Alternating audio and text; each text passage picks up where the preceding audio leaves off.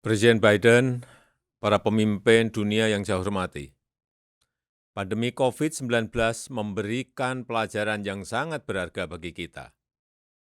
Ketahanan kesehatan dan kesiapsiagaan dunia terhadap pandemi ternyata tidak cukup kuat. Akibatnya, harga yang harus kita bayar sangatlah mahal. Jutaan orang yang kehilangan nyawanya dan perekonomian dunia pun mengalami keterpurukan.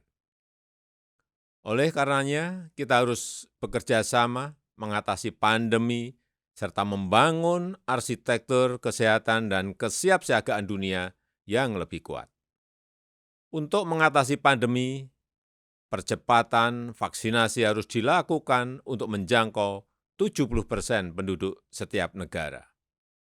Momentum turunnya jumlah kasus saat ini harus dimanfaatkan untuk meluncurkan pukulan terakhir terhadap COVID-19. Vaksin harus secepatnya menjadi vaksinasi. Kolaborasi kita harus menjembatani tantangan vaksinasi, mulai dari pembiayaan, logistik, dan sumber daya manusia. Sementara itu, untuk membangun arsitektur kesehatan dan kesiapsiagaan dunia yang lebih kuat, paling tidak diperlukan 3 hal. Yang pertama, akses kesehatan yang inklusif. Seluruh masyarakat tanpa terkecuali harus memiliki akses terhadap layanan kesehatan dasar. Infrastruktur kesehatan dasar harus memadai dan siap menghadapi pandemi. Di tingkat global, setiap negara, besar maupun kecil, kaya maupun miskin, harus memiliki akses yang setara terhadap solusi kesehatan. Yang kedua, akses pembiayaan yang memadai. Tidak semua negara memiliki sumber daya untuk memperbaiki infrastruktur kesehatannya.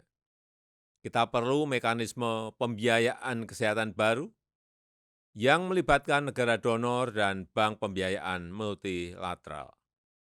Dukungan pembiayaan kesehatan harus dilihat sebagai sebuah investasi dan tanggung jawab bersama mencegah pandemi.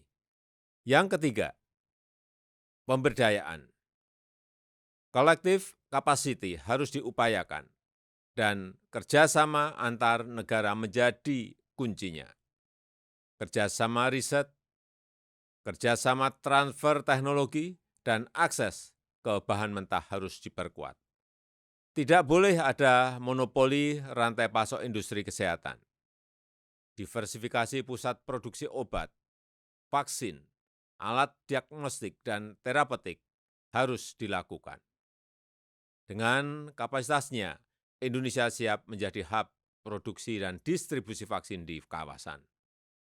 Yang mulia, Presidensi Indonesia di G20 memberikan perhatian besar terhadap kerjasama kesehatan secara inklusif. Untuk itu diperlukan peran dan keterlibatan semua negara. WHO dan multilateralisme harus terus diperkuat. Tidak boleh ada yang tertinggal dalam upaya kita membangun arsitektur kesehatan dan kesiapsiagaan dunia yang lebih kuat. Recover together, recover stronger. Terima kasih.